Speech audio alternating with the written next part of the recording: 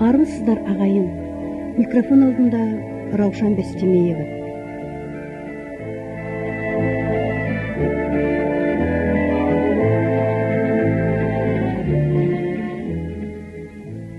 Бүгін сіздер дәстүр сабақтастығы айдарынан сағынып жеткен қос қарлығаш деген әдеби музыкалы әңгімені тыңдайсыздар.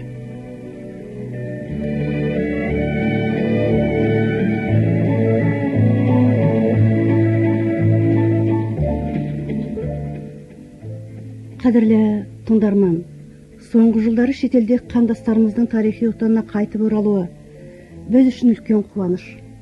Халқымыз ежелден елге ел қосылса құт деп бекер айтпаған. Олар өздерімен бірге байырғы ата кәсібімізді жаңғыртып, ұмыт болған өнерімізді, қол өнерімізді ала келді. Тек солардың барлығын жете үйреніп меңгеру жағы әлі қолға алынбай отырған сияқты. Сондай-ақ жарық жұлдыздай жарқырай шыққан жезтаңдай әншілерде баршылық. Солардың бірі ерлі-зайыпты Гүлжәмилә Әбілқан қызы мен Беделхан Машан. Олар таяуда Астанада өткен елім ертеңім елбасын байқауында бірінші орынды жеңіп алып, лауреат атанып қайтты. Осыған орай туған елге сағыныш топтамасынан Беделхан Машанның өзі шығарған арман күйін, сондай-ақ Моңғолдың халық ақыны Қауия Арыспайұлының сөзіне жазылған Алтын шапақ, Ана әлдие, Атамекен сияқты әндерді орындады. Қадірлі тыңдарман, біз қазір қос қарлығаштың өнерін тамашалайық. Атамекен, ата жұртым қонысым, қайда жүрсем ұсынатын қолышын. Орындалды менің бүгін арманым, арман күйді отаныма арнадым.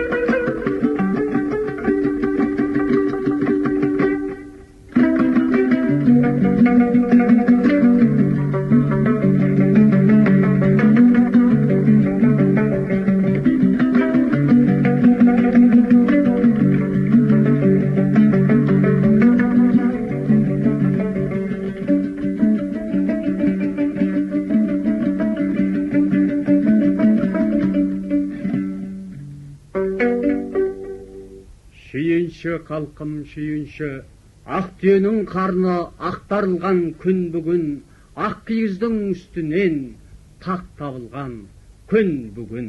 Біздің момын қазаққа бақтарған күн бүгін, ежелгі арман үміті ақтарылар күн бүгін.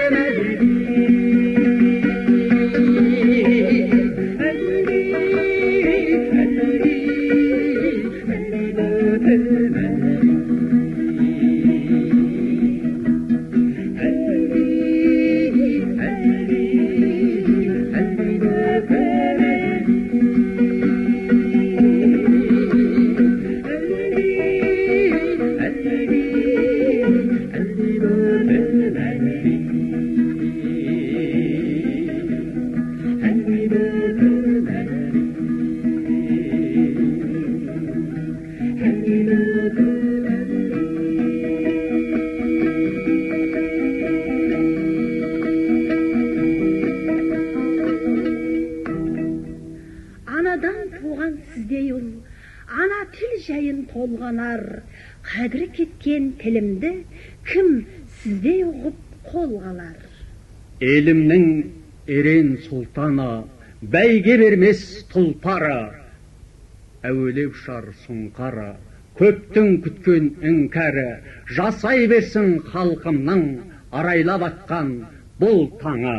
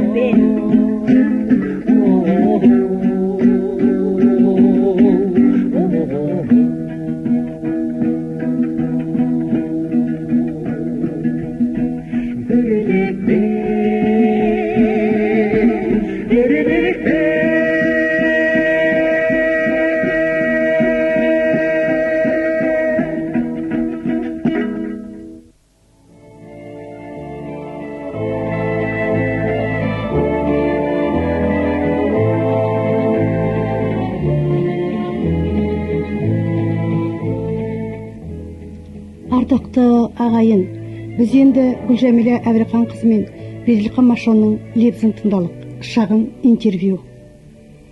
Елім ертеңім елбасын байқауына қатысып қайтқан екенсіздер. Енді осы сапардан алған әсерлеріңіз жайлы әңгімелей отырсаңыздар. Бұл енді елім ертеңім елбасым деген жалпы мемлекетіміз бойынша бірінші рет жүргізіліп отырған мынау отан туралы, ел туралы, мысалы елбасымыз туралы деген сияқты сондай патриоттық тақырыптағы бірінші ретке конкурс екен. Бұған бізге осы әр облыстарға сол Астанадан президенттің туған күніне байланысты сол күні бұл конкурс жүріледі деп, содан сол бойынша бір айдай дайындалғанбыз. Ал енді бұның тағы бір ерекшелігі, мынау өзінің творчестволық, мысалы сөзі де, мысалы әннің музыкасы да деген сияқты шығармашылық жағынан байқаңдар деген мекенде, ана программасында. Сосын кейін біз бұл әнге жаңағы өзіміздің Монғолиядан келген Қауия Арысбекұлы деген кісі, ақын кісіге сөз жазып, әнін өзім шығарып, сонымен бір күй арнап, сосын туған елге сағыныш деген бір сондай топтама жасап, үстіп барып, қатысып, енді Құдайға шүкір жақсы сол табысты оралдық. Енді тек қана Қарағанды облысының емес, басқа облыстардан да арнайы осындай өнер адамдары шақырылды. Солардың ішінде өздеріңіздің мынау шығармашылық ізденістегі ерекшеліктеріңіз қандай болды? Ешкімге ұқсамайтын өзіндік қолтаңба бар, әсем иірімдер бар, нәзік сырлар бар. Оның бәрін енді анау жаңағы әнді тыңдап отырып, үлкен толғаныспен, тебіреніспен тыңдайсыз. Содан кейін адамның жан дүниесіне бір өмірге деген іңкәрліктің шуағы төгілгендей. Сондықтан осыған жаңағы ізденіс барысындағы ерекшеліктеріңіз, айырмашылықтарыңыз жөнінде әңгімелей отырсаңыз. Рахмет, мынау біздің осындай жаңадан шыққан творчествомызды сол жете түсініп осындай сұрақ қойып отырғаныңызға.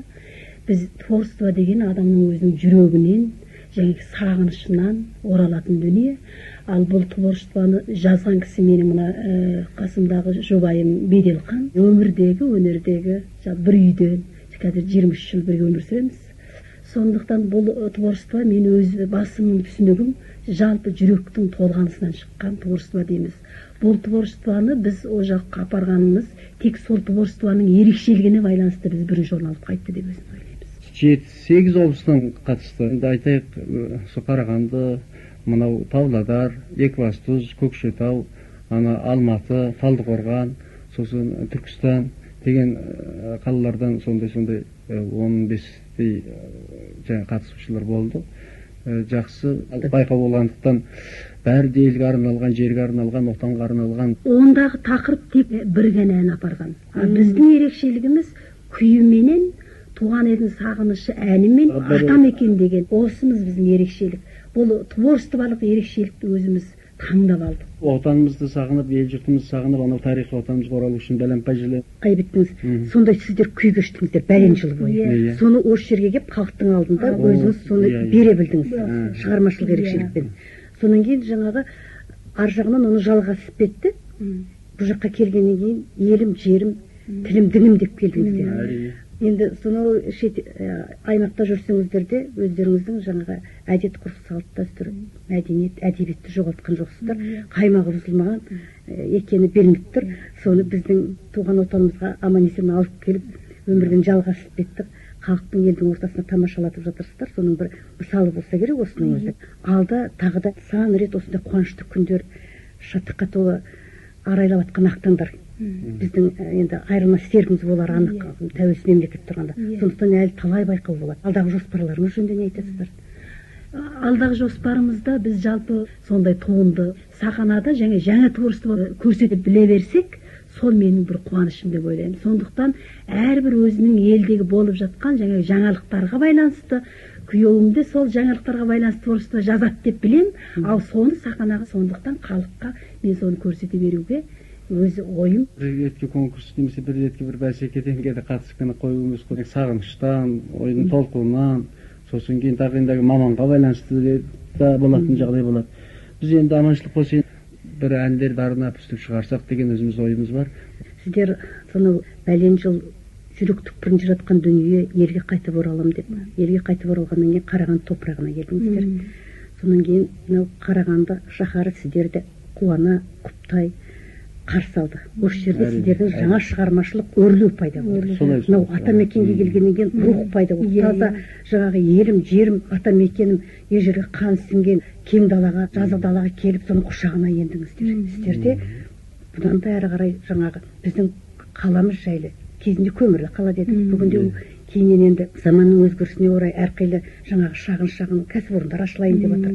Сіздердің табыс деңгейінен, шығармашылық биіктен көрінетіндеріңізге мен кәміл сенемін. Рахмет. Алда бұл енді кездесудің соңы да болмасын, әлі жалғасы таусылмасын деп ойлаймын. Рахмет.